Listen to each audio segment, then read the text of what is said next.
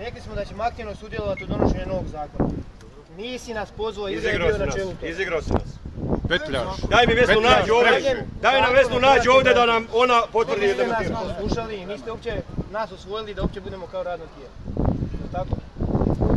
Ministre, ja kažem. Koji zakon se uopće? Ja kažem.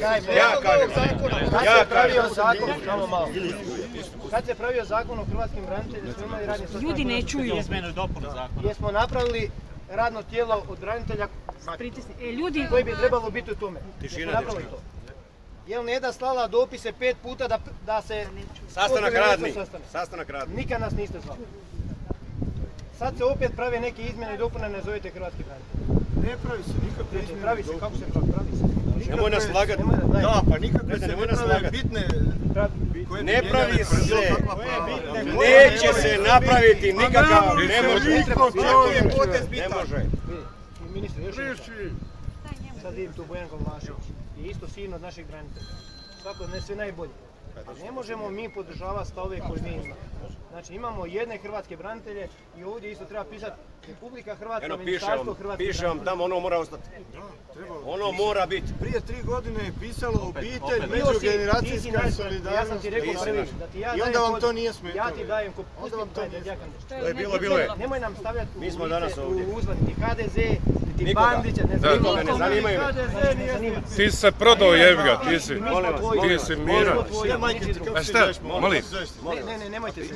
Ivan Iličić, izvolite. Ma imaš ti problema. Molim vas. A to mu je cilj.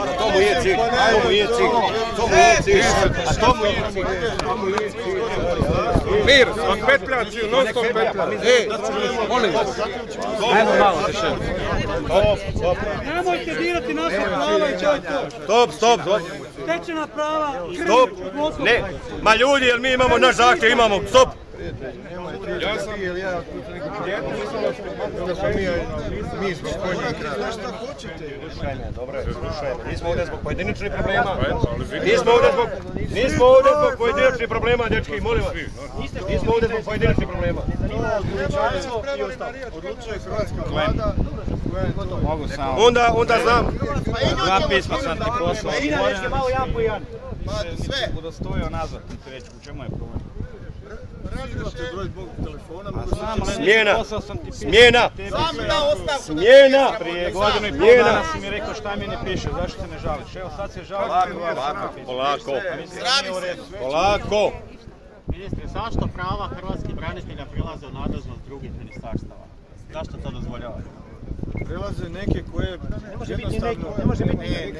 koje su jednostavno povijesno 20 godina nakon rata za udžbenici. Jedno dijete je branitelja isto kao i dijete druge kategorije. Nije točno. Branitelj koji je nemamo šta ljudom da razgovarati, ljudi. Šef Ministarstva socijalne politike mladih da sada tamo prima opskrbninu. Zašto mu niste ostavili? Ostavili smo mu isto, on može otići u ured državne uprave, odjel za branitelje, jedino branitelj to može. Ali nije više u zakonu o braniteljima. Sve izbacujete iz zakona o braniteljima u nadležnost drugih ministarstava. Ma nije sve, imaš dvije stvari samo dvije stvari. Šta je ostalo? Mirovina sad ide u nadležnost mirovinskog, je li tako? Mirovine su već 100 godina u nadležnosti mirovinskog. Jesu, ali isplaćuje se prema zakonu o pravima hrvatskih branitelja. Tako je i neće se ništa, dakle ja sam vam došao ovdje reći ako je to jedini zahtjev koji je u stvari bitan. Dakle, što se tiče mirovine... Matiću, ma ne zanimaju nas novci, zanima nas dostojanstvo koje gazite 3 godine. Ne može nas izjednačiti sa agresorom, s onima koji su palili, pljačkali, silovali po Hrvatskoj. Nećemo, rekli smo naš zahtjev je, ako se branitelj naš dođe među nas, daje smjenu, ostavku i dalje nemamo šta razgovarati. Mi dalje nemamo šta razgovarati. Mi smo ovdje, mi nećemo ovaj puta odustati. Ovaj put ne odustajemo, vidjet ćete noćas sutra ljudi, ne odustajemo. Ne radi se ovdje ni o Iliji, ni o Kremu, ni o Đuri, radi se o Hrvatskoj.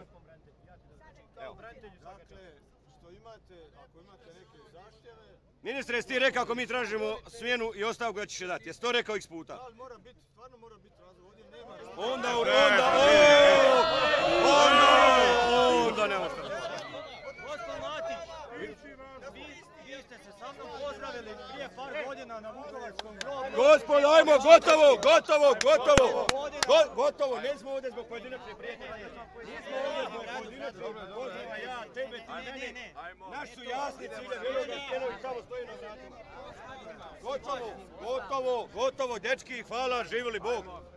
Dečki, živjeli Bog, gotovo. Nismo ovdje zbog pojedinaca, ovdje smo zbog Hrvatske. Umrijet ćemo za Hrvatsku, gotovo. Nema natrag. Smjena! Smjena!